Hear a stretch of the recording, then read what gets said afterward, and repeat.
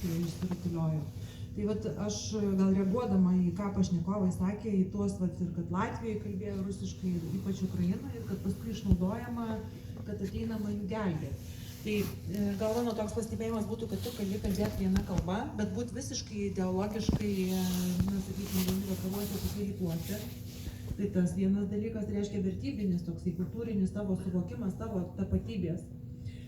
Kitas dalykas, tai čia rusai visą laiką sako, kad jie eina gelbėti tų ukrainiečių ir dar kažko, nes va čia rusų stengia. Tai tas irgi turi, kaip sakyt, ką jūs papasakojot, tokį akivaizdų dalyką paneigianti jų propagandą, kad reiškia ten rengiami rusai, nes jeigu tu gali rusiškai netgi karo metu laisvai šnekėti ir jie tą šneka, ir jie tą daro, ir jie tarpusavy bendrauja, reiškia jokio tų rusų engimo nėra. Ta prasme, tu tą kalbą gali laisvai šnekėti. Kitas dalykas, ką irgi priminsiu istoriškai, aš tokią diskusiją jau karui prasidėjus tiesiog prie ežero turėjau, kur su kitu lietuviu pažįstamu, žodžiu, ukrainietė kažkokia pabėgėlė, bet buvo atsivežęs iš Donbaso, jinai ten pasirodo gyvena kurį laiką Lietuvoje. Ir netgi jinai aiškino, kad vyko Maidanas, 12 metai čia, žodžiu, 14 metai, tai Ukraina uždraudė rusų kalbą. Nu, kaip valstybinė. Iš tikrųjų, iki to laiko buvo rusų kalba valstybinė ir jie tiesiog, ta prasme, panaikino kaip antrą valstybinę kalbą. Ir čia yra tiesa, bet rusai ant to, kaip sakyti, išjoja ant to naratyvo. Ir kur šaknis, kur, kaip sakyti, šaknis? Esmė, kad ta Rada, kuri uždraudė, nu tiksliau panaikino rusų kalbą kaip antrąją, tai buvo Janukovičiaus dauguma, tos regionų partijos, kuri buvo prorusiška partija ir kurie norėjo, kad ta Rusija tuos ryšius palaikyti. Reiškia, greičiausiai tai buvo jiem užduotis, kad būtų pretekstas ateiti ir įsiveržti. Reiškia, kaip kalba buvo išnaudota. Vienas dalykas, tai ta prasme, tą va turim suvokti. Kitas, ką irgi noriu reaguoti ir kas irgi stipriai išnaudojama, va ir jūs, Dariau, sakėte apie tą LDK dalykus ir apskritai, kad dainuose labai daug kas yra, arba apskritai tiesiog kalba gali būti ir yra, tas irgi, ta prasme, ką nori naikinti, kaip aš praeitą kartą čia buvau diskusijoje ir daviau turbūt pavyzdį, neatsimenu ar čia, nes čia vėl paskaitų daug turėjau per 2 savaitės, kad Rusijoje gyvena iš tikrųjų žiauriai daug tautų, virš 100, gal 130 įvairių skirtingų tautų. Ir jie visi mokosi mokykloje valstybinę kalbą, rusų kalbą, ir mokosi Rusijos istoriją. Jie savo nesimoko istorijos, neturi savo istorijos dalyko. Aš dar, ir jūs turbūt atsimenat sovietmetį, mes dar biškį Lietuvos istorijos turėjom. Tokia plona knygelė buvo ir ten ir Žalgirio mūšis buvo išskirtas ir ten šiek tiek buvo tos istorijos, net sukilimai buvo prieš carinę Rusiją. Nes Rusijai buvo tai ideologiškai labai naudinga. Tai, pavyzdžiui, Žalgirio mūšis dėl ko? Dėl to, kad kova su kryžiuočiais, su vokiečiais. Vokiečiai buvo po antrojo pasaulinio karo priešai didieji. O vat sukilimai tai irgi buvo, reiškia, prieš carinę Rusiją, jie buvo tada ideologiškai tinkami. Dabar jau Rusijai jie netinka. Dabar jie irgi jau ten perrašinėja ir teroristais, ir ypač Baltarusijai naratyvas yra, kad, žodžiu, kad Kalinauskas buvo teroristas, kad naikino ten, žodžiu, rusakalbius ir visą kitą. Tai vat irgi išnaudoja tą vat kalbą, kultūrą ir tam tikrus ideologinius dalykus. Dėl LDK irgi, gal tiesiog pirmiausia, apskritai paklausiu jūsų, kas iš jūsų domitės istoriją, pakelti rankas? Ok, nėra taip daug, per daug, o sakykime taip, kas iš jūsų vaikystėje mėgot pasakas? Pakelkit drąsiau. Patys istorija. Tai va, aš kartais, kas nemėgsta istorijos, linkėčiau į istoriją žiūrėti kaip į, nes istorija irgi yra pasakojimas, jau tam tikrai kaip praeities pasaka, tik tai aišku bandoma rekonstruoti labai tiksliai. Tai vat, kas mokykloje nemėgo, aš net ir savo vaikų, ir net kartais net apie lietuvių kalbą, tu sakau skaityk kūrinį kaip kokią vat, pasaką kažkokią. Nu, vat pasakas mėgstam, gal ten kažkur kažką biškį paleisti, bet dėl ko tai naudinga? Todėl, kad, dar kito klausimo irgi paklausiu, kurie iš jūsų gerai žinot savo šeimos arba, savo protėvių iki kelintos, iki kokios 4-5 kartos istoriją, pakelkite rankas. Aha. Bent jau proseneliai kas buvo. Tai va, žinokit, čia yra labai labai svarbus dalykai, labai svarbus. Nes tavo tapatybė, kas tu toks esi, kaip tu save pozicionuoji, kaip tu žinai, kaip tu supranti, labai dažnai irgi atsiremia, kiek tu paskui supranti valstybės, nes, kaip sakyti, nuo šeimos prasideda, kas tu toks. Ir netgi yra atlikta tokių studijų įvairių ir tokių, reiškia, apklausų pas mus visuomeniai darytų, kad su patriotizmo jausmu labai didelis ryšys, kiek žmogus suvokia, kiek jis žino istoriją. Pasirodo, jeigu domisi, jeigu žino, jeigu supranta, Lietuvos istorija ar apskritai istorija yra įdomi, tai kažkoks patriotizmo jausmas didesnis atsiranda. O ta istorija prasideda, ta prasme, nuo šeimos, kartais nuo pasakų, kartais nuo kažkokios savo aplinkos, kur tu gyvenai, kas čia buvo įdomu, gal čia koks bunkeris buvo, gal ten šiaip kažkas tai tokio.